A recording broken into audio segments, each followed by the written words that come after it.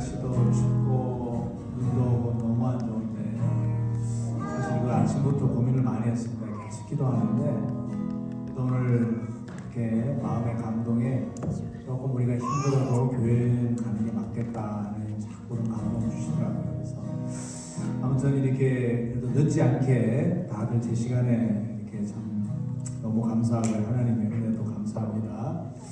우리가 이렇게 이왕에 정말 다들 쉽지 않게 왔는데 아버지의 은혜가 분명히 있을 줄로 믿습니다. 예배를 통해서 찬양을 통해서 또 말씀을 통해서 매 시간마다 하나님의 놀라운 은혜가 우리 모두에게 듬뿍 내리시기를 주님 이름으로 축원합니다. 우리 아이들까지 우리 찬양팀이 돼서 아버지 하나님을 온전히 기쁘시게 해드리는, 그래서 내가 너 안에 너희가 내 안에서 무엇인지 구하라 하신 주님의 그 말씀 약속대로 우리가 정말 하나님의 영광을 위해서 하나님 기쁨을 위해서 무엇인지 구할 때 하나님께서 반드시 이룰 줄로 믿습니다.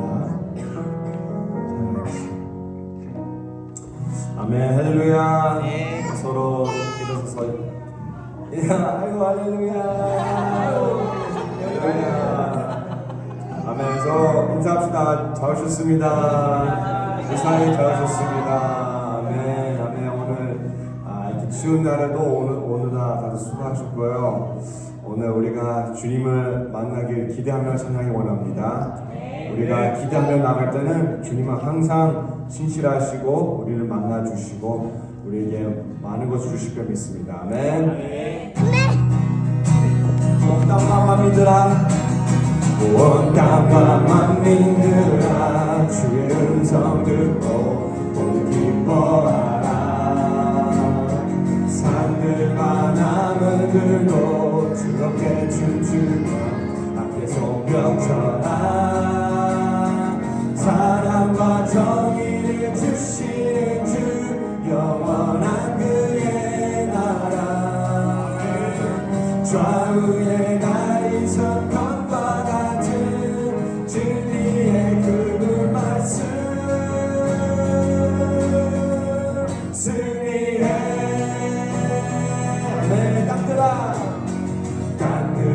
기뻐하라. 죄구하시며 주님 오신 날에 십자가 무한으로 우리 물리쳐내 어둠의 세력을 사랑과 정의를 주시는 주 영원한 그의 나라. 좌우의 날이 석탄과 같은 진리의 그 말씀 승리해. 아멘. 마지막으로 모두다 소리 높여 주님 힘있게 외치세 온 세상에 영원한 마음이 주나 동치 안에 사랑과 정의를 주시는 주 영원한 그의 나라. 좌우의 날이 선광과 같은 진리의 그 말씀 승리해. 아멘. 스님아들이 주를 바랄 때 주를 바랄 때 우리 주를 바랄 때 스님아들이 주를 바랄 때 주를 바랄 때 우리 주 스님아들이 주를 바랄 때 주를 바랄 때 우리 주를 바랄 때 스님아들이 주를 바랄 때 주를 바랄 때 우리 주를 바랄 때 주님 통치하시네 소망 구원 주시네 당신의 영원하신 주 내 영원하신 주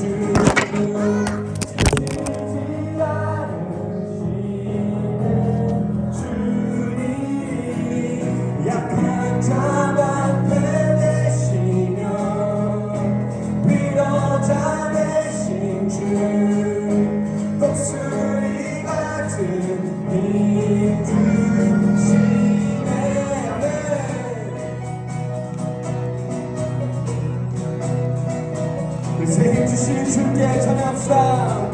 새 희망들이 주를 바랄게 주를 바랄게 우리 주님을 바랍시다. 오늘 아침에 새 희망들이 주를 바랄게 주를 바랄게 우리 주님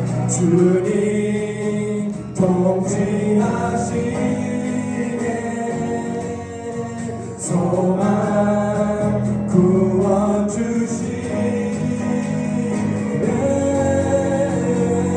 당신은 영원하신 주 내 영원하신 주 지치지 않으시는 주님 안에 약한 자 앞에 계시며 위로자 되신 주 독수리 같은 힘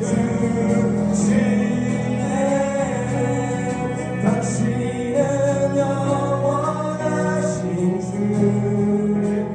내 영원하신 주 지치지 않으시는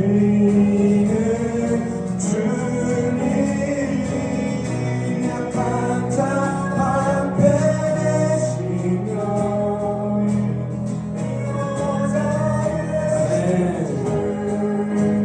독수리 같은 힘 주시네 아멘 아멘 우리가 지치고 힘들고 또 앞이 캄캄할 때 우리가 다시 주님의 임재 앞에 들어가며 주님 예배할 때는 주님이 다시 우리를 회복을 주십니다. 우리 이 시간에 계속해서 주님 예배 드릴 때 우리의 모든 두려움과 모든 무거운 짐을 다 내려놓고 주님을 바라며 찬양을 원합니다.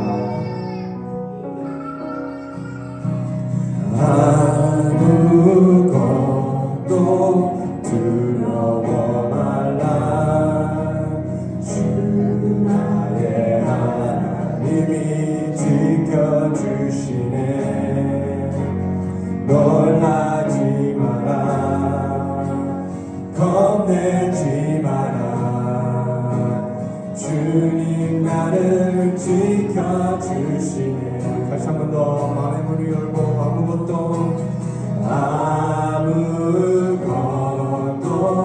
두려워 말라 주 나의 하나님이 지켜주시니까 놀라지 마라 겁내지 마라 주님 나를 지켜주시네 아멘 아멘 내 맘이 힘에 겨워 지칠지라도 주님 나를 지켜주시네 세상의 험한 풍파 몰아칠 때도 주님 나를 지켜주시네 우리 고백합시다 주님은 나의 산성 주님은 나의 요새 주님은 나의 소망 나의 힘이 되신 여호와 내 맘이 힘에 겨워 내 맘이 힘에 겨워 지칠지라도 주님 나를 지켜주시네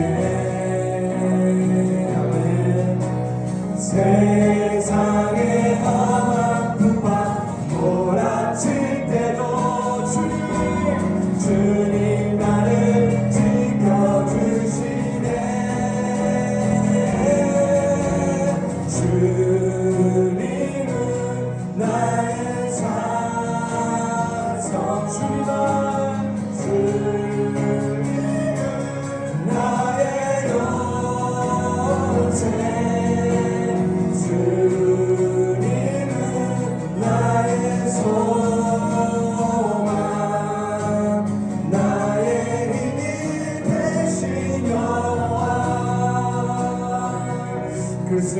시간에 간절히 기도하기 원합니다. 주님만이 우리의 힘이 되시고 주님만이 우리의 소망 되시는 것을 우리 고백합니다. 이 시간에 우리 같이 간절히 기도하기 원하는데요. 주님, 우리가 또 일주일 동안 우리의 힘으로 우리가 살려고 했던 것을 고백드리며 또 우리의 생각과 우리의 경험과 주님 우리의 뜻대로 살려고 했던 것을 고백드립니다. 다시 한 번 더 주님 이 시간에 주님의 뜻을 가지고 우리가 나가기 원합니다. 주님, 고백하는 것이 우리의 뜻대로 하면 가다가 우리가 지치고 우리의 뜻대로 하려고 하면 넘어지고 실수하지만 주님, 우리가 주님의 뜻대로 따라가면 우리에게 평안함이 있고 우리가 정말 새 힘이 있는 것을 고백드립니다. 우리 같이 간절히 기도하며 주님 다시 한 번 더 새 힘을 주시옵소서. 주님을 순종하고 주님을 따라갈 수 있는 새 힘을 주시고 주님 나의 모든 짐들 다 내려놓고 주님 따를 수 있게 도와달라고 같이 간절히 기도합시다.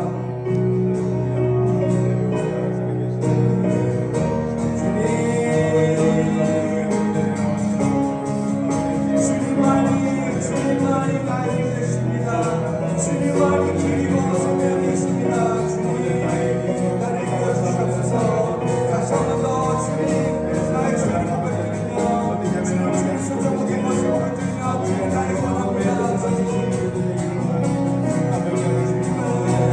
주님은 나의 산성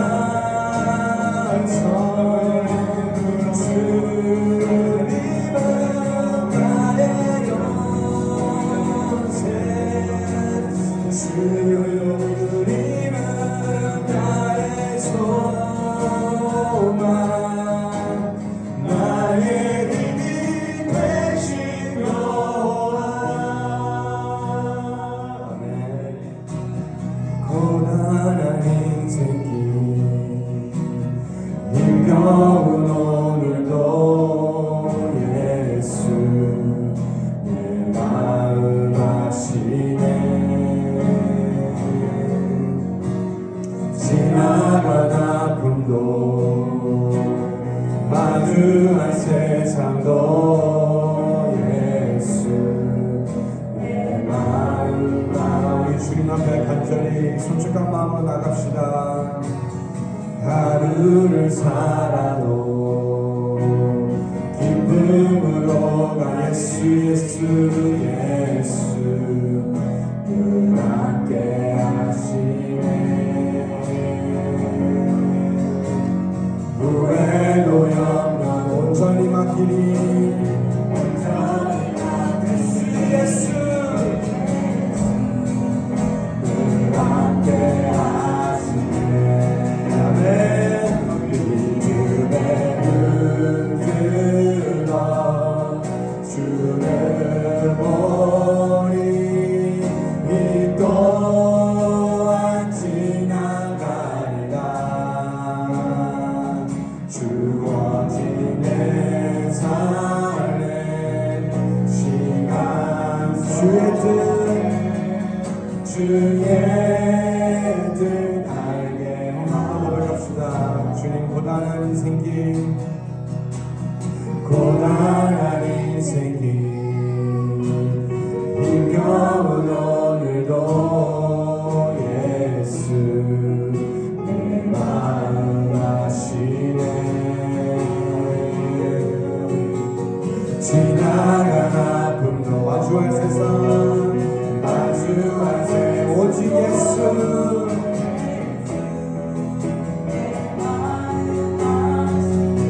주님 우리가 하루를 살아도 주님을 위해 기쁨으로 가리. 예수 늘 함께 하시네. 후회도 염려도 온전히 맡기리. 예수 늘 함께 하네. 우리 믿음의 눈 들어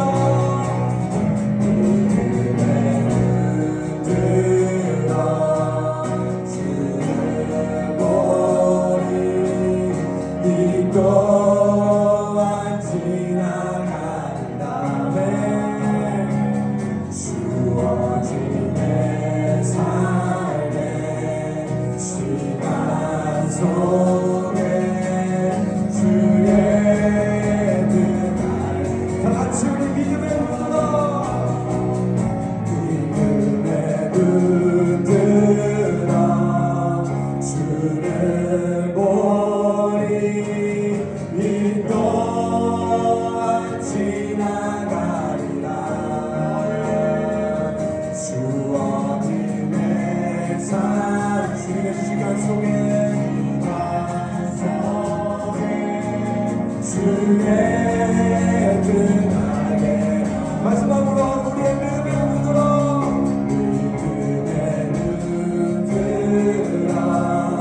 주를 보리 이 또한 지나가리라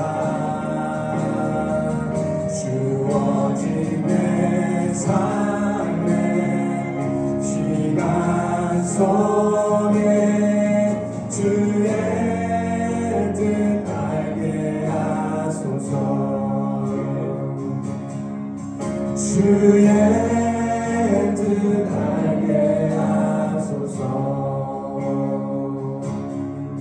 주의 뜻 알게 하소서 아멘 아멘 정말 그렇습니까? 정말 주님의 뜻을 알기 원합니까? 우리의 삶에 우리가 직장에서 일을 하든 집에서 우리가 아이를 키우든 학교에서 공부를 하든 어디에 있든 항상 주님의 뜻을 알기 원하니까 그러나 그 뜻을 아는 것은 좁은 길이고 힘든 길이고 세상이 이해하지 못하고 또 어쩌면 세상이 우리에게 너무나도 어리석다고 할 수 있는 길이지만 정말 주님의 뜻을 알기 원합니까? 주님, 우리가 이 시간에 이제 마지막 곡을 부를 때 우리가 우리의 뜻을 내놓고 주님의 뜻을 알기 원하며 우리 먼저 주님의 나라를 우리가 구하기 원합니다. 주님, 먼저 우리가 주님을 우선순위하고 주님의 뜻과 주님의 마음과 주님의 생각을 우리가 좇으면 다른 것들 모든 것을 주님이 다 알아서 채워주십니다. 이 시간에 우리가 마지막 곡 부를 때 주님 나를 사용하여 주시옵소서. 나의 생각을 바꿔주시고 나의 마음을 바꿔주시고 내가 내 욕심과 세상적인 것을 쫓는 게 아니라 주님의 뜻을 알기 원하고 우리가 자나깨나 숨 쉴 때마다 주님의 뜻을 알며 성령님을 따르며 우리의 주님의 나라를 먼저 찾을 수 있도록 도와달라는 이런 고백을 우리 마지막 곡 부르겠습니다.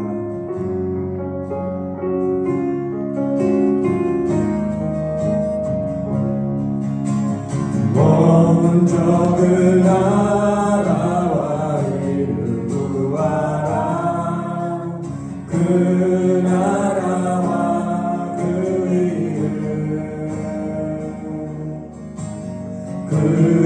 그리하면 이 모든 것을 너희에게 더하시 한번 고백합시다. 먼저 그 나라 먼저 그 나라와 의를 구하라 그 나라와 그 일을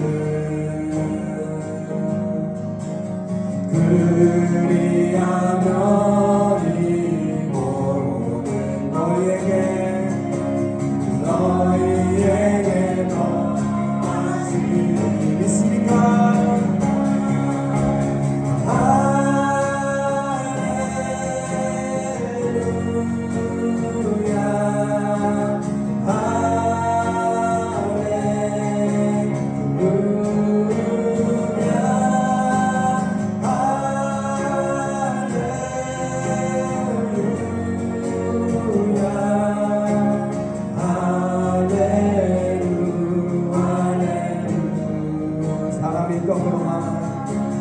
사람이 떡으로만 살 거라니 하나님 말씀으로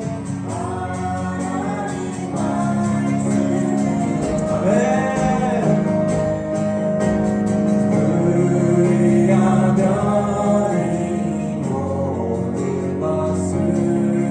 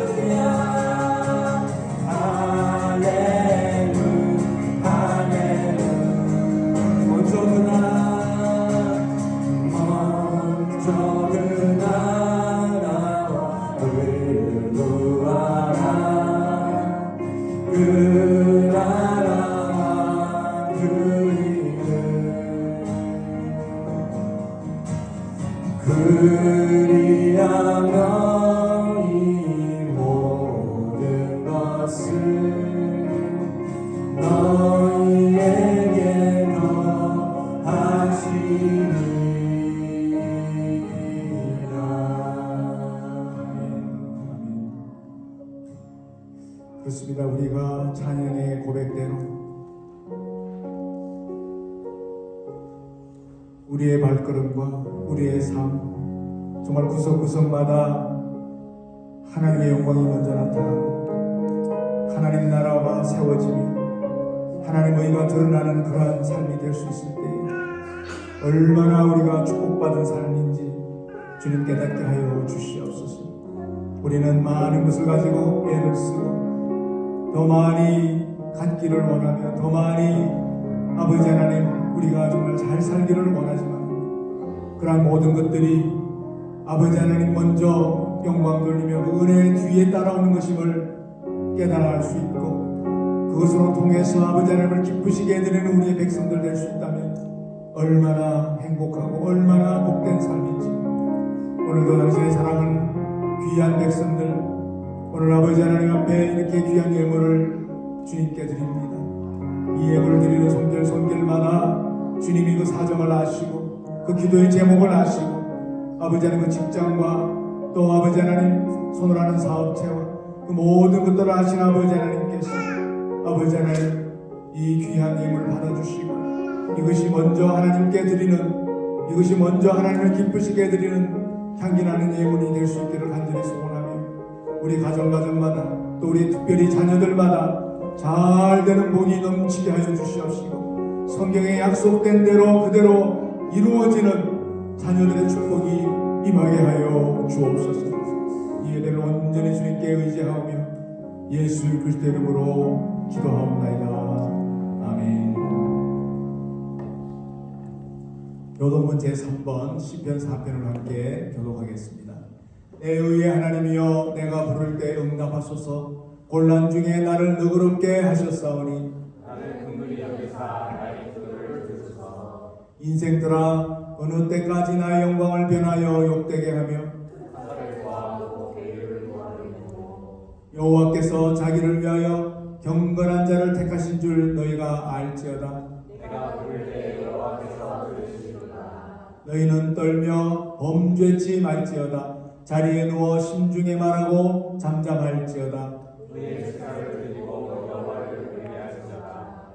여러 사람의 말이 우리에게 선을 보일 자 누구뇨 하오니 여호와여 주의 얼굴을 들어 우리에게 계시소서. 주께서 내 마음에 두신 기쁨은 저희의 곡식과 새 포도주의 풍성할 때보다 더합니다. 내가 평안히 눕고 자기도 하리니 나를 안전히 거하게 하시는 이는 오직 여호와십니다. 아멘. 자리에 앉으시기 바랍니다. 이제 우리 대목사님 나오셔서 기도하시고 또 이제 계속해서 말씀 전가하시겠습니다.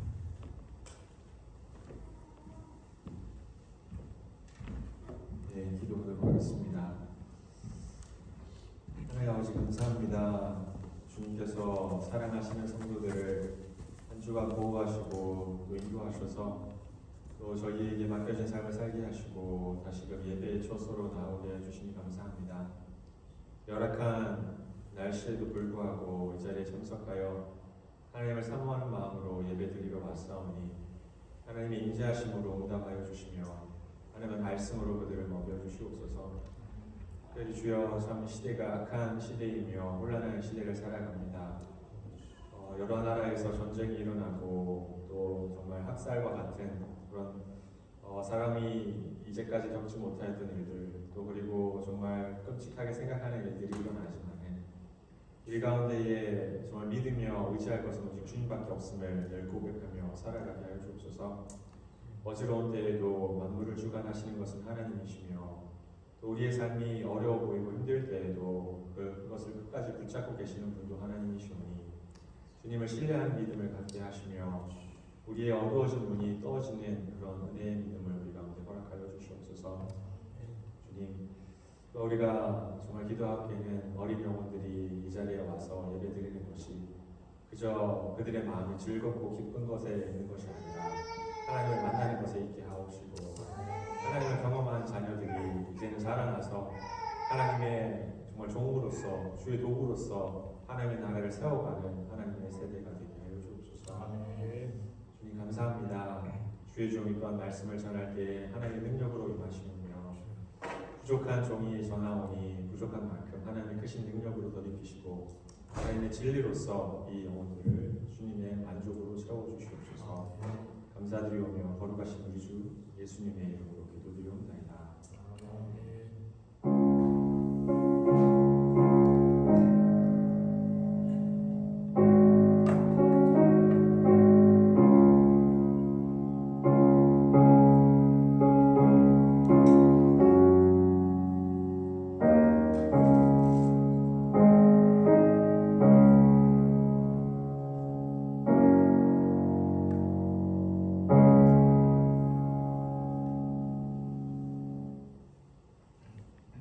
네, 오늘 하나님 말씀은 창세기 48장 15절과 16절 말씀인데요. 저희가 짧은 말씀이니까 같이 함께 읽어보도록 하겠습니다.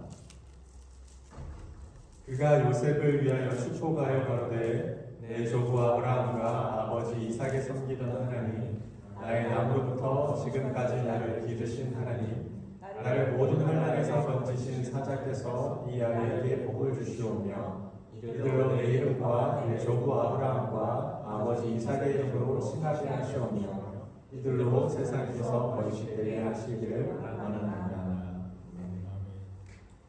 네, 저희가 본문에 잠깐 설명하는 것을 들어가기 전에 제가 조금 질문을 하나 가져왔어요. 속으로 그냥 대답하시면 됩니다. 여러분들은 성경 인물 중에 가장 좋아하는 인물이 누구인지 혹시 다들 한 사람씩 마음에 품고 있는 사람이 있으신지요? 저도 그렇고 아무래도 다 한 명씩은 있을 듯 합니다. 그리고 이제 부모님들이 자녀들의 이름을 지어주는 것을 보면 이 부모가 이 성경에 나오는 사람을 그래도 좀 되게 존경하면서 자식들이 이 사람을 닮아갔으면 하는 그런 마음들이 다 있어서 그런 이름을 지어주겠죠. 그래서 제가 그 사회보장국이죠. 소셜 시큐리티 거기 애드민에 가서 좀 찾아봤어요. 지난 10년간 어떤 이름이 성경 이름 중에 어떤 이름이 가장 많이 사용되었냐 했을 때 지난 10년 동안은 노아라는 이름이 가장 많이 사용되었다고 합니다. 그래서 사람들이 보기에는 노아를 좀 닮았으면 하는 그런 모습이 있었겠죠. 그리고 이제까지 10년이 아니라 이제까지 있었던 많은 이름 중에 가장 많았던 이름은 요한이라고 해요. 요한 주선님 계시죠. 그만큼 뛰어난 성경적인 인물들이 많이 있습니다. 그런데 오늘 저희가 좀 바라볼 인물은 야곱이라는 인물이에요. 야곱을 보면 사람들이 그렇게 선호하는 인물은 아닙니다. 제가 이름을 찾아봐도 10위권에 드는 이름이 아니었어요. 사람들은 바울과 같은 사람을 좋아하고 다윗과 같은 사람을 좋아합니다. 그리고 모세와 같은 그런 위대한 지도자 엘리야와 같은 사람들을 선호하죠. 그리고 그들을 칭송하면서 좋아를 하는데 야곱과 같은 사람들은 별로 그렇게 선호하는 인물은 아니다라고 사람들이 생각하는 것 같아요. 왜 그럴까라는 것을 좀 생각해 보면 야곱은 흠이 많잖아요. 그가 태어났을 때부터 욕심을 가지고 태어났고 형의 장자권을 뺏기 위해서 속이기까지 하고 정말 그의 삶을 보면 정말 저 사람이 믿음의 사람인가? 라는 것이 의심될 정도로 그런 삶을 살아갑니다. 뿐만 아니라 야곱은 자신의 삶을 설명을 하기를 굉장히 험한 삶을 살았다고 고백을 해요. 창세기 47장 9절 말씀에 이렇게 고백합니다. 야곱이 바로에게 하르되 내 나그네의 길의 세월이 130년이니이다. 내 나이가 얼마 못되니 우리 조상의 나그네 길의 연주에 미치지 못하나 험악한 세월을 보내었나이다 하고 이렇게 말을 하죠. 마지막 때가 되어서 바로 앞에 섰을 때 그의 고백은 내가 130년밖에 살지는 않았지만 정말 내 삶이 너무나 험악한 세월을 살았다라고 이렇게 고백을 하고 있는 것이죠. 근데 만약에 여러분이 저에게 성경에서 가장 좋아하는 인물이 누구냐라고 물어보신다면 저는 많은 고민을 하겠지만 저는 야곱이라고 뽑을 것 같아요. 제가 야곱을 좋아하는 이유는 이제 성경을 풀어나가면서 이제 이야기를 하겠지만 하나님께서 그의 삶에 분명하게 드러나시는 흔적이 너무나도 많기 때문에 그가 어떻게 만들어져 가는지가 성경에서 굉장히 뚜렷하게 보이기 때문에 저는 야곱을 좋아합니다. 그의 부족한 부분에서부터 정말 그의 성장하는 부분에 이르기까지 하나님께서 그를 어떻게 만들어 가시는가를 보며 나도 정말 야곱과 같은 사람이지만 하나님께서 그렇게 만들어 가실 것이다라는 확신을 갖게 되죠. 그러면서 야곱을 만들어가는 하나님의 열심을 생각하게 됩니다. 우리가 오늘 본문을 통해서 하나님께서 야곱을 어떻게 만들어 가시는지 야곱의 전 생애를 조금 돌아보면서 조금 보고자 합니다. 먼저 오늘 우리가 읽은 본문은 야곱이 병이 들어서 마지막 때가 되어 요셉이 야곱을 찾아간 때에 일어난 본문의 말씀입니다. 이제 두 아들을 데려가요. 요셉이 에브라임과 므낫세를 데려가서 그 두 아들을 축복하는 것이 오늘의 본문 말씀인데, 먼저 그 본문 말씀을 하나하나 보기 전에 야곱이 어떠한 사람이었는지를 한번 좀 우리가 보고자 합니다. 제가 서두에 말씀드렸던 것처럼 야곱은 믿음의 사람과는 좀 거리가 먼 사람처럼 보여요. 우리가 한번 보도록 할게요. 야곱의 삶은 불신앙과 인간적인 방법의 모든 방법을 합하였던 사람이었던 것을 우리가 좀 볼 수가 있습니다. 보면 창세기 25장 26절 말씀인데요. 이렇게 말씀합니다. 후에 나온 아혼은 손으로 에사의 발꿈치를 잡았으므로 그 이름을 야곱이라 하였으며 라고 이렇게 말을 하고 있죠. 야곱이 처음 태어났을 때의 모습이었어요. 야곱은 그 형이 태어나는 것을 자기보다 먼저 태어나기 위하여서 에서의 발목을 잡고 태어났다고 합니다. 그래서 야곱이라는 이름을 지어주게 돼요. 근데 그 야곱의 이름이 뜻이 발 뒤꿈치를 잡다라는 뜻입니다. 근데 그 언어가 어디서 파생됐냐면, 어디에서 나오게 됐냐면 속이는 자, 약탈자라는 곳에서 그 단어가 나오는 거예요. 그러니까 야곱은 태어났을 때부터 속이고 약탈하는 기질이 그 마음 가운데 있었다는 것이죠. 그래서 하나님께서 그 모습을 참 보시고서 당연하다는 듯이 야곱은 이제 나이가 들어서 어떤 일을 벌이게 되죠? 형의 장자권을 빼앗잖아요. 그 축복이 자신의 것이 아니지만 자신의 것을 만들기 위하여서 야곱은 형 에서를 속이고 아버지를 속이는 자리까지 갑니다. 그게 창세기 27장에 있는 말씀인데요. 근데 야곱은 그럴 필요가 없었어요. 왜냐하면 하나님께서 이미 그에게 복을 주시려고 이전에 말씀을 주셨습니다. 28장 10절 11절에 처음 리브가가 야곱을 배웠을 때 하나님께서 이렇게 말씀해 주십니다. 여호와께서 그에게 이르시되 두 국민이 내 태중에 있구나. 두 민족이 내 복중에서부터 나누이리라. 이 족속이 족속보다 강하겠고 큰 자는 어린 자를 섬기리라 하셨더라 라고 말합니다. 하나님께서 야곱을 더 큰 자로 만드실 것이라고 이미 하나님께서 말씀해 주셨어요. 그런데 야곱은 그것을 믿지도 못하고 기다리지도 못하죠. 그래서 자신의 방법대로 자신의 뜻대로 장자권을 손에 넣습니다. 그것이 바로 속이는 일이었죠. 문제에 부딪히면 믿음의 사람은 어떻게 하죠? 그냥 하나님께 기도하고 기다리며 하나님의 뜻을 구하는 것이 믿음의 사람의 일입니다. 근데 야곱은 그러지 않았어요. 야곱은 자신의 방법이 앞섰었고 하나님의 말씀을 믿기보다는 자신의 욕심을 먼저 따랐던 것이 야곱의 삶이었습니다. 야곱이 태어나서 어른이라 불릴 만할 만큼 자라날 때까지 성경에서 야곱을 설명하는 구절은 야곱은 정말 고집불통에다가 욕심 덩어리였던 사람이었더라는 것이죠. 근데 이것이 우리의 모습이 아닌가 저는 생각을 해봅니다. 우리의 모습은 하나님을 만나기 전에부터 지금에 이르기까지 욕심과 고집과 또 어리석음으로 가득 찬 삶을 살아가고 있어요. 그 모습이 바로 야곱의 모습에도 동일하게 드러나는 것이죠. 야곱이 특별하게 못난 것이 아니라 인간의 모습이 그렇다는 것입니다. 인간의 모습이 그런 죄악과 그런 연약함 가운데 둘러싸여 있다는 거예요.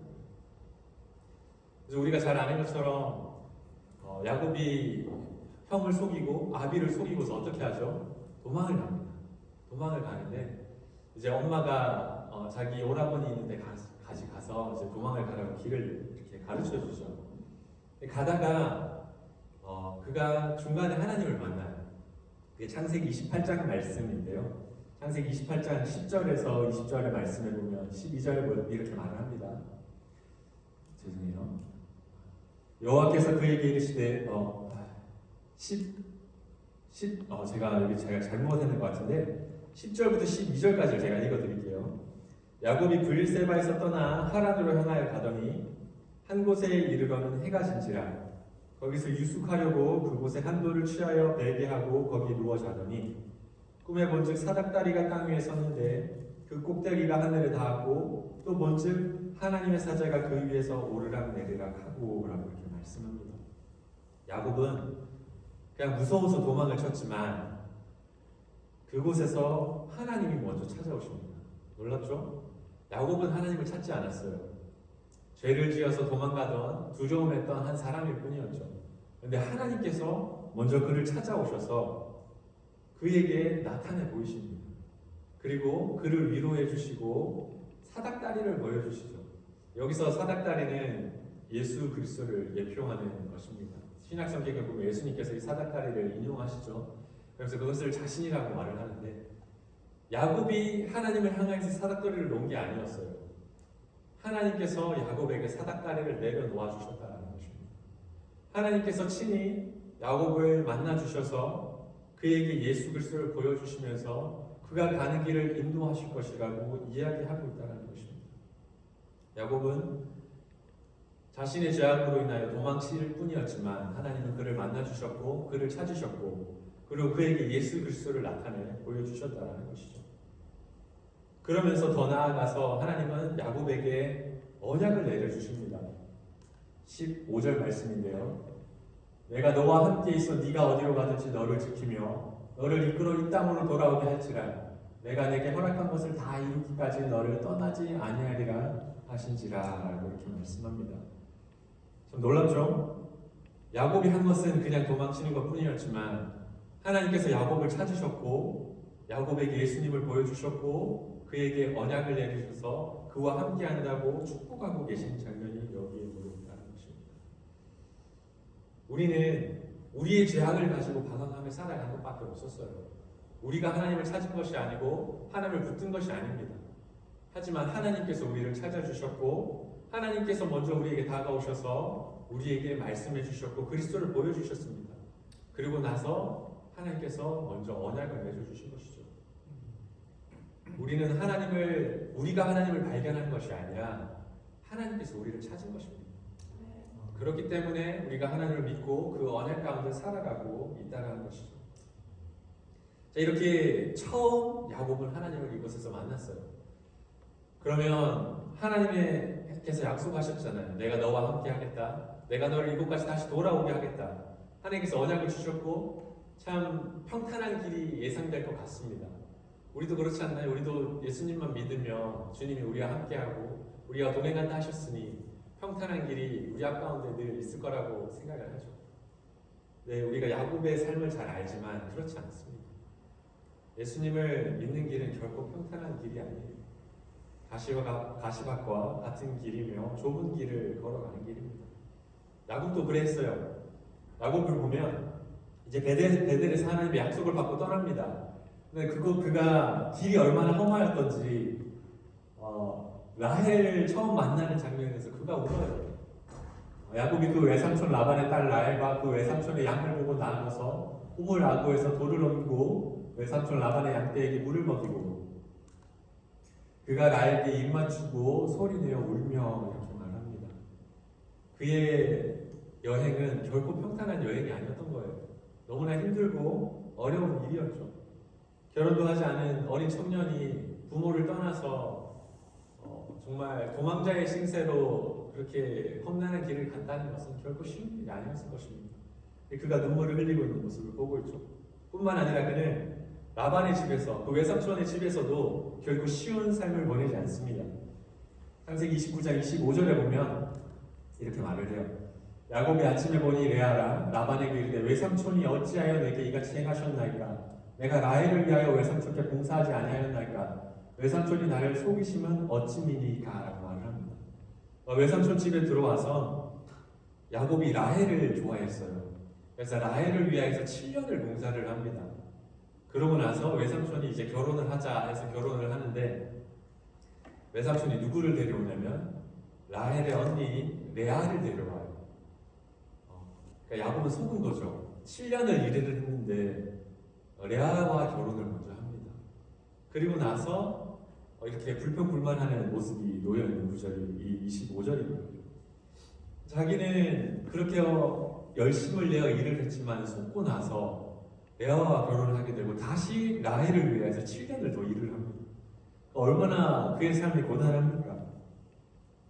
그리고 나서 그의 삶은 평산했을까요? 외삼촌이 속이기까지 했는데 그 외삼촌이 정말 야곱을 그 속인 것을 미안해하고 올바르게 대했을까요? 그렇지 않아요. 창세기 31장 7절에 보면 야곱이 이런 고백을 합니다.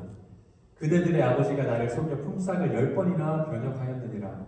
그러나 하나님이 그를 금하사 나를 해치 못하게 하셨으며 라고 말을 하고 있죠.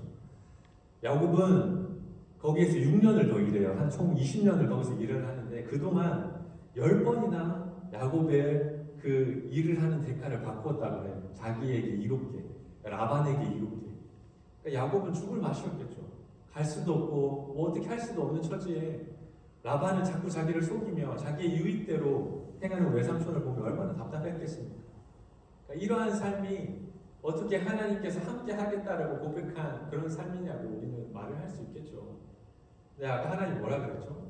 내가 너와 함께하며 내가 널 이곳에 돌아오겠다고 고백한 언약한 그의 삶이 이러한 삶이었다는 것입니다. 궁금해지죠. 그럼 왜 하나님 이런 환난을 주실까? 하나님 왜 이렇게 야곱에 그런 환난을 주십니까? 라는 생각이 들죠. 우리도 그런 생각이 들잖아요. 하나님을 믿고 하나님과 언약을 가지고 우리는 살아가는데 왜 이런 환난이 다가오며 왜 이런 상황이 우리 가운데 찾아올까라는 삶을 우리는 매번 하면서 살아갑니다. 이 질문 가운데 제가 좋아하는 답은 조각품의 예화를 들고 싶어요. 여러분들이 들어보셨을 수도 있을 것 같습니다. 꽤나 유명한 예화인데요. 한 조각가가 이제 불 가운데 있는 나무를 발견하고서 그 나무 조각을 조각하고 싶다는 생각을 품게 됩니다. 그래서 그 나무를 불에서 건져내요. 불에서 건져내었는데 이제 이것을 조각하려면 어떡하죠? 그 불에 탄 것을 잘라내야 됩니다. 그래야 아름다워지잖아요. 불에 탄 것을 잘라내야 되고 그리고 그 조각하기 위해서는 정말 많은 것을 사용해요. 도끼를 사용하기도 하고 끌개라는 것을 사용하기도 하고 송곳을 사용하기도 해서 그것을 아름답게 조각을 해 나갑니다. 그러면 비로소 이제 그 나무가 굉장히 아름다운 조각품으로 가치 있는 물품이 되는 거죠. 네, 하나님께서도 우리와 동일하세요. 하나님께서 우리를 구원하고자 말씀하셨을 때 우리는 불 가운데 있는 그저 정말 고통 가운데 있는 죄인밖에 안 됐었어요. 네, 사람들은 구원을 받는 것에서만 그칩니다. 그러면 단 줄 알아요. 하지만 하나님께서 우리를 조각하시기 위해서는 불에서 건져내는 것이 먼저이지만 그 후에 더 많은 작업들이 남아 있습니다. 그 후에는 우리의 탄 그런 조각들, 우리의 죄에 묻은 것들을 다 잘라내야 돼요. 그럼 그것이 뭐 도끼를 잘라내든 끌개로 끌어내든 송곳으로 찔러내든 정말 많은 아픔과 고통이 따르겠죠. 뿐만 아니라 우리가 그 조각품을 더 아름다운 가치로 만들어내려면 더 정교한 작업들이 남아있다는 거예요. 그러니까 하나님께서 우리를 구원하신다는 것은 그저 불에서 건져내는 것이 끝이 아니라는 겁니다. 우리를 그리스도의 형상으로 만들어까지 가장 최고의 가치가 있는 곳까지 만들어내기 위해서는 때로는 도끼질도 필요하며 때로는 송곳의 그 아픔과 때로는 끌개가 끌리는 아픔들이 필요하다는 거예요. 야곱이 그러한 삶을 지금 경험하면서 살아가고 있다는 겁니다. 자, 그렇다면 야곱의 삶은 변했을까요? 20년이라는 시간 동안 하나님은 그를 만들어 가셨고 수많은 인생의 환난과 고난을 통하여서 그를 축복하시고 이끌어 가시지만 과연 그는 정말 하나님의 사람으로 점점 변해갈까요? 결론부터 말하자면 그렇지는 않습니다. 조금 한 번 더 보도록 할게요. 이제 20년이라는 시간이 지나서 라반 외삼촌을 떠납니다. 떠나서 이제 가게 되는데 이제 집에 갈 때 누가 남아있죠? 가장 큰 두려움이 남아있잖아요. 에서가 남아있어요. 그렇죠? 형 에서를 속여서 이제 도망갔기 때문에 다시금 자기 집으로 돌아가게 될 때에 에서라는 큰 산이 아직 남아있습니다. 그가 그 두려운 상대를 만났을 때 그 전에 어떠한 상황 가운데 놓여 있는지 그가 어떻게 그를 만나기 위해서 준비하는 것을 보면 그는 결코 인간적인 모습을 버리지를 못해요. 창세기 32장입니다. 7절에 보면 이렇게 말을 해요. 야곱이 심히 두렵고 답답하여 자기와 함께한 종자와 양과 소와 약대를 두 떼로 나누고 가로되 에서가 와서 한 떼를 치면 남은 한 떼를 피하리라 하고 이렇게 말을 합니다. 그가 두려움 앞에서 먼저 생각이 들었던 것은 인간적인 방법이었어요. 두 떼를 나누어서 한 떼를 나누면 한 떼는 그래도 살아남겠지. 그런 마음으로 나눕니다. 그리고 나서 32장 그 다음 절에 보면 그가 기도는 하는데요. 기도를 하지만 그가 기도를 하고 나서 실천하는 방법은 정말 세상적인 방법이었어요. 어떤 방법이었냐면 먼저 자기 종들을 보냅니다. 그리고 자기 레아의 가족들을 보내고 그 다음 라헬의 가족들을 보내고 그리고 맨 마지막에 자기가 갑니다. 이게 무슨 말이죠? 이제 자기가 보호해야 할 종들과 자기가 지켜야 할 아내들을 먼저 위험 가운데 내어보내고 에서의 마음을 누그러뜨린 다음에 자기의 아니만을 생각하는 야곱의 모습이었어요. 그는 여전히 20년이라는 세월 동안 하나님의 훈련을 받았지만 인간적인 모습이 여전히 나타나는 것을 우리는 발견하게 됩니다. 근데 이게 놀라운 게 뭔지 아세요? 야곱이 이러했던 모습이 이삭에게도 있었어요. 이삭이 블레셋 나라에 갔을 때 블레셋 왕이 두려웠었어요. 왜냐하면 자기 아내가 너무 예뻐서 자기를 죽이고 아내를 데려갈까봐 그 자기 아내를 누이라고 속입니다. 근데 또 무서운 게 또 뭔지 아나요? 그 아브라함, 이삭의 아버지 아브라함도 똑같은 짓을 했었어요.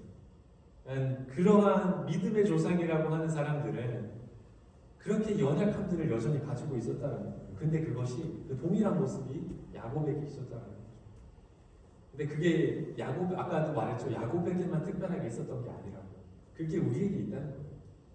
우리가 너무나 많은 훈련을 겪고 인생의 훈련을 경험하면서 살아가지만 여전히 큰 산을 만나고 두려운 존재 가운데 가면 우리가 먼저 떠오르는 게 뭐냐면 바로 우리의 방법이에요.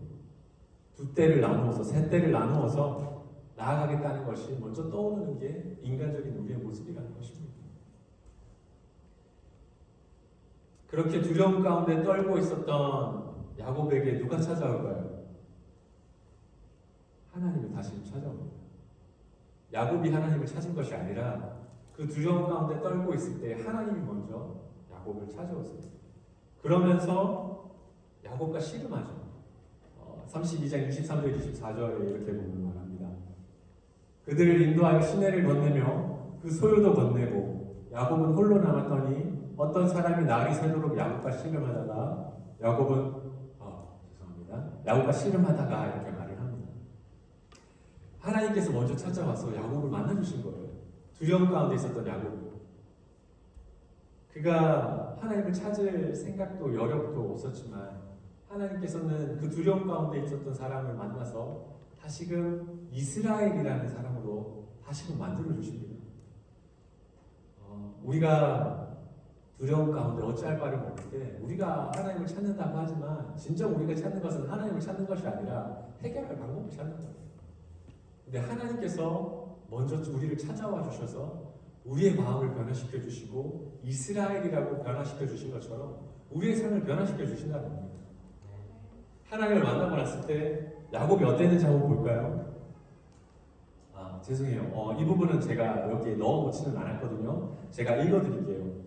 제가 아침에 말씀을 보다가 조금 추가하고 싶으신 부분이 있어서 넣은 건데 이제는 두려움에 떨었던 그 야곱이 아까는 어땠었죠? 자기가 맨 나중에 간다 그랬었잖아요. 다른 것들 다 보내고 내가 먼저 나의 아내만 챙겼었는데 하나님을 만나고 나서 이스라엘로 변한 그 야곱이 어떻게 변하냐면 창세기 33장 2절과 3절입니다. 여종들과 그들의 자식들은 앞에 두고 레아와 그의 자식들은 다음에 두고 라헬과 요셉은 그 뒤에 두고 자기는 그들 앞에서 나아가되 몸을 7번 땅에 굽히며 그의 형 에서에게 가까이 가니니라고 말하죠. 이제 어떻게 됐죠? 처음에는 자기가 맨 뒤에 나가려고 했었어요. 근데 하나님을 만나고 변화된 야곱은 그가 가장 먼저 나아가서 에서에게 무릎을 꿇고 절을 합니다. 하나님께서 그를 변화시켜 주셨고 그를 자기에게 정말 지켜야 할 것이 무엇인지, 어떻게 나아갈 것이 무엇인지를 깨닫게 해주신 것이 하나님이었어요. 우리도 신앙생활을 할 때 많은 문제에 부딪히고 어떠한 삶의 해결을 해나갈 때 우리는 우리의 신앙이 좋아서 그랬다고 착각을 합니다. 그런 것이 아니라 하나님께서 우리를 만져주셔서 변화를 시켜주셨고 하나님으로 인하여 우리가 올바른 길로 나아가게 된 것이지 결코 우리가 올바른 방법을 택해서 나아간 것이 아니라는 거죠. 그러니까 여러분들의 삶의 선택과 삶의 모든 부분들이 하나님께서 길을 만나주시고 이끌어주신 것이지 내가 올바른 선택과 올바른 길을 선택한 것이 아니라는 것입니다. 야곱의 삶을 한번 다시 되새겨보면서 질문을 해보고자 합니다. 그렇다면 야곱은 정말 변했을까? 야곱은 자신의 죄를 지어 도망가는 도중에 하나님께서 친히 그를 만나주셔서 그를 변화시켜 주십니다. 그리고 언약을 주시죠. 그리고 20년이라는 긴 세월 동안 하나님께서 훈련을 시켜 주십니다. 그렇지만 여전히 불신하는 그 자리에 여전히 자리 잡고 있었죠. 그 두려움 앞에서. 네, 그렇다면 앞으로의 삶은 정말 많은 것을 배웠잖아요. 그럼 앞으로의 삶은 야곱은 정말 신앙적으로 살아갔을까? 그렇지 않아요. 애석하게도 그렇지 않습니다. 창세기 33장 17절 말씀인데요. 이렇게 말을 합니다. 야곱은 숫곳에 이르러 자기를 위하여 집을 짓고 짐승을 위하여 우리간을 지은 고로 그 땅의 이름을 숫곳이라 부르더라 라고 말을 합니다. 아까 창세기 28장에서 기억하나요? 그가 처음 하나님을 만나서 하나님께서 언약을 주셨을 때 하나님께서는 그들 베델로 부르셨습니다. 하나님을 만난 자리, 하나님을 그곳에서 예배하며 찬양하는 자리인 베델로 그를 부르셨는데 모든 두려움이 벗어났어요. 그러자 이제 어디에 머물렀다 그러죠? 숫곳에 머물렀다고 말을 합니다. 그러면서 숫곳에 머무르면서 자기를 위하여 집을 짓고 짐승을 위하여 우리간을 지었다라고 표현을 하죠. 하나님을 위하여 지은 것이 아니라 그는 먼저 다시금 어려움을 넘기고 나자 자신의 아내가 생각났던 겁니다. 얼마나 참 어리석은 인생인지, 얼마나 부족한 인생인지. 그는 많은 훈련과 가르침이 있었음에도 불구하고 다시금 자기를 위하여 사는 인생을 발견하게 되는 거예요. 물론 여기 숫곳에 머물렀다고 했을 때 타당한 이유는 존재합니다. 20년 동안 얼마나 큰 어려움 가운데 살았습니까? 그리고 에서라는 그 두려움을 넘었기에 마음의 안도도 되었겠죠. 그러나 그가 가야 할 곳은 하나님을 만났던 장소잖아요. 그가 안도함을 쉬는 장소가 아니라 하나님을 만나며 하나님과 교제하는 장소로 가야지 그곳에 결코 안주함이 있을 수는 없다는 것입니다. 우리들의 삶도 똑같아요. 우리가 정말 어려움을 당해서 큰 산을 넘고 나면 우리는 안도하는 것에 그칠 뿐이지 하나님을 다시 찾거나 하나님을 구하거나 하나님과 교제하는 곳에 나아가지 않아요. 다시 그 어려움이 찾아올 때만 하나님을 찾을 뿐이지 하나님을 만났던 곳으로 가지 않는 것이 우리의 현실이라는 것입니다. 근데 이곳에서 무슨 일을 당하게 되는지 여러분들 잘 아시죠? 34장에 가면 야곱의 딸인 디나가 강간을 당하게 됩니다. 그곳에서 머물러 지내다가 야곱의 딸인 디나가 성폭행을 당하고 그 두 아들 시므온과 레위가 그로 인하여서 살인을 저지르게 됩니다. 그 한 부족에 있는 사람들 다 죽이게 됩니다.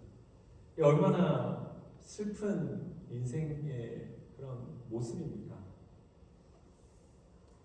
하나님을 마땅히 찾아야 하며 구해야 하는 그런 자가 안도하는 곳에 있다 보니 어리석은 그런 모습 가운데 슬픔을 당하는 것을 발견하게 되죠. 여러분들이 생각해 보시면 딸이 성폭행을 당했고 자신들의 아들들이 살인을 해서 끔찍한 죄 가운데 있다고 생각해 보세요. 그리고 야곱은 두려움에 빠졌어요. 그때 이제 이 피 냄새를 인하여서 다른 부족들이 우리를 쫓아오겠구나라고 되게 두려워하면서 시므온과 레위를 굉장히 혼을 냅니다. 다시금 두려움에 빠져요. 다시금 어려움에 봉착하게 되는 것입니다. 근데 그때 다시 누가 찾아왔어요? 하나님이 먼저 찾아왔어요. 야곱은 하나님을 찾지 않습니다. 야곱은 아들들을 탓했고 야곱은 그저 두려움 가운데 빠져 있었지만 하나님께서 먼저 야곱을 찾아오세요. 35장 1절입니다.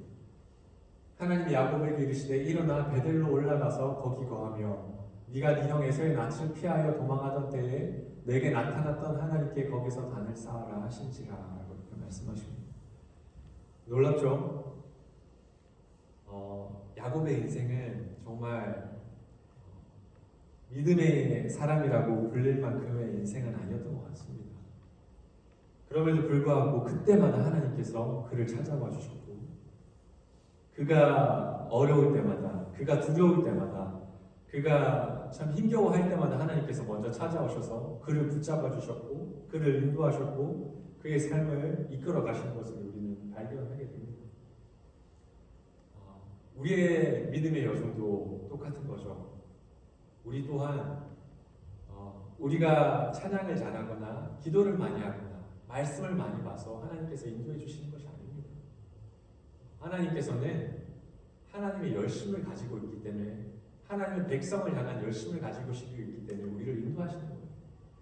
하나님께서는 예수 그리스도를 우리를 위하여 내어주신 그 열심을 가지고 있기 때문에 우리를 인도하는 것이지 여러분에게 정말 사랑스러운 모습이 있어서 인도하는 것이 아닙니다. 이처럼 야곱도 그에게 사랑스러운 모습이라는 것은 절대 찾아볼 수 없는 부분들이 너무나 많아요. 물론 야곱이 다 잘못했다는 것은 아닙니다. 그가 잘했던 것보다 못했던 것이 더 많다는 거죠. 근데 제가 왜 야곱을 좋아하는지 좀 이제 이해가 가시는지 모르겠습니다. 그의 삶은 실수투성이었고 부족한 투성이었고 연약한 투성이었지만 하나님께서 때마다 그를 일으켜 세우셨고 그를 만나주셨고 이끌어주셔서 그의 삶이 더욱더 그리스도의 모습으로 변해가는 것을 보게 돼요. 그리고 하나님께서 이스라엘이라는 족속을 만드실 때 누구를 택하셔서 딱 이스라엘이라 불러주시죠? 야곱을 택하셔서 이스라엘을 불러주십니다. 아브라함도 그럴 수 있었고 이삭도 그럴 수 있었고 더 뛰어난 사람들이 많았어요. 그럼에도 불구하고 그 연약한 부족한 야곱을 택하여서 이스라엘로 만들어주시며 그것을 이제는 하나님의 백성들로 만들어 가십니다. 그것을 보면서 하나님 내가 참 부족하고 연약할지라도 하나님께서 나를 택하셔서 하나님의 백성으로 만들어가며 하나님의 뜻을 이루어가시는 분이 하나님이시구나라는 것을 발견하게 되는 거죠. 그러면서 하나님께서 그의 열심을 가지고 야곱을 만드는 부분이 오늘 본문에 나옵니다. 오늘 본문을 읽었던 그 이유가 여기에 있는데요. 48절 15절에 이렇게 말합니다. 그가 요셉을 위하여 축복하여 가로되 내 조부 아브라함과 아버지 이삭에 섬기던 하나님 나의 남으로부터 지금까지 나를 기르신 하나님이라고 표현을 해요. 그가 마지막 부분에 나의 날 때부터 지금까지 나를 기르셨던 하나님이라고 고백을 합니다. 야곱은 어떤 사람이었죠? 자신이 축복을 거머쥐기 위하여서 형도 속이고 아버지도 속이고 정말 자신이 얻고 싶은 것을 위하여서 때로는 아내도 위험 가운데 내몰아 넣었고 때로는 자신의 안위를 위하여서 자신의 욕심을 챙기기 바빴던 사람이었어요. 근데 그러한 삶을 이제 끝자락에서 그가 돌아보면서 하나님께서 나를 기르셨구나. 그러면서 그의 그 축복을 할 때 이런 고백을 합니다. 49장 25절인데요. 내 아비 하나님께로 말미암나니 그가 너를 도우실 것이요 전능자로 말미암나니 그가 내게 복을 주실 것이라 라고 표현을 하죠. 요셉을 축복하면서 야곱이 이렇게 말을 합니다. 하나님께로 말미암나니 하나님께서 너를 도우실 것이고 하나님께서 너를 축복하실 것이다 라고 말을 하죠. 야곱의 삶은 이제까지 자기가 다 쟁취하려던 삶이었어요. 하지만 그가 이제 끝자락에 어떤 표현을 하느냐면 하나님께서 너를 축복하실 것이며 하나님께서 너를 이끄실 것이고 하나님께서 너를 인도하실 것이다 라는 고백을 합니다. 그러면서 하나님께서 나를 여기까지 기르셨다라는 고백을 하는 것이 오늘 본문에 나오는 야곱의 모습인 것이죠. 우리의 삶은 하나님께서 이끄십니다. 하나님께서 붙들어 가시는 것이고 우리의 구원도 하나님께서 이루어 가시는 것이죠. 뿐만 아니라 하나님의 나라도 하나님께서 이루어 가십니다. 왜냐하면 하나님은 하나님의 나라를 향한 그리고 하나님의 백성을 향한 열심이 있기 때문에 그렇죠. 이사야서에 보면 이제 예수 그리스도께서 하나님의 백성들을 구원하실 것을 놓고 예언하는 글이 나옵니다.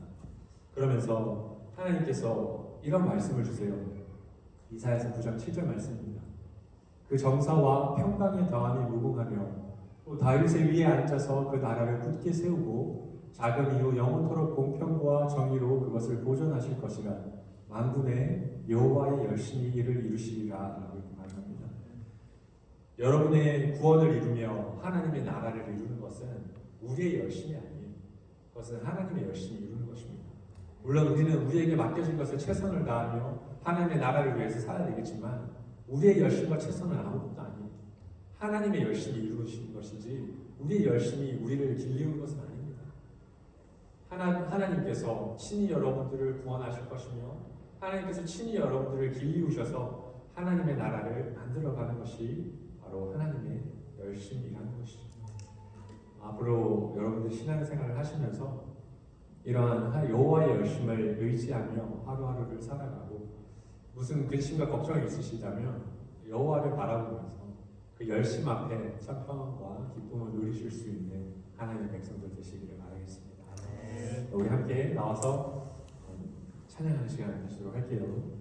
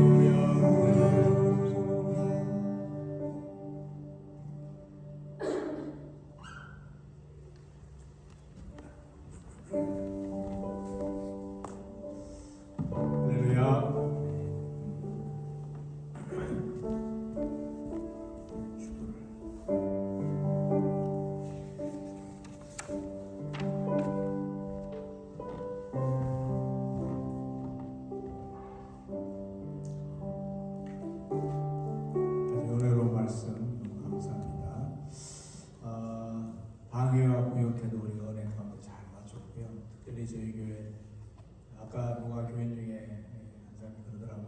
우리 주보에 드디어 그 부목사 누구라고 적혀 있는 그걸 보여주면서 우리 교회도 이제 드디어 이렇게 됐군요. 그러면서 그래서 그런지 제가 저기 교회 들어올 때부터 아주 발걸음이 가볍게 아주 신나게 들어왔다 그러더라고요. 저는 전혀 모르는 일인데 아마 그랬는가 봐요.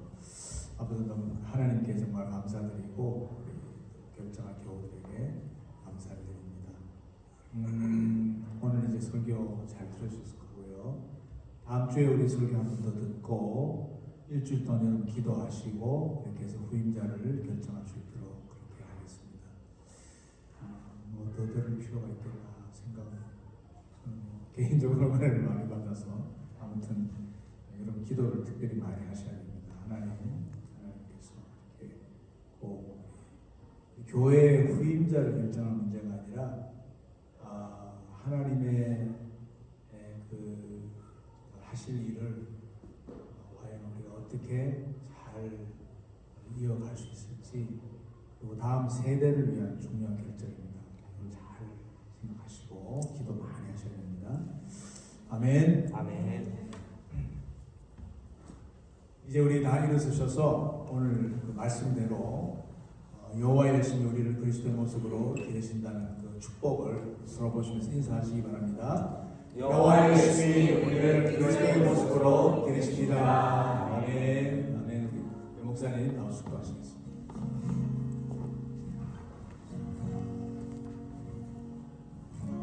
이제는 우리 주 예수 그리스도의 은혜와 하나님 아버지 크신 사랑과 성령님의 교통하심이 이제 여호와의 열심만을 바라보며 어떠한 상황 가운데서든지 그 좁은 길을 걸으며 그리스도의 모습으로 닮아가기를 원하는 모든 성도들에게 영원토록 함께할지어다. 아멘. 적을 나와 구하라 그 나라와 그 이름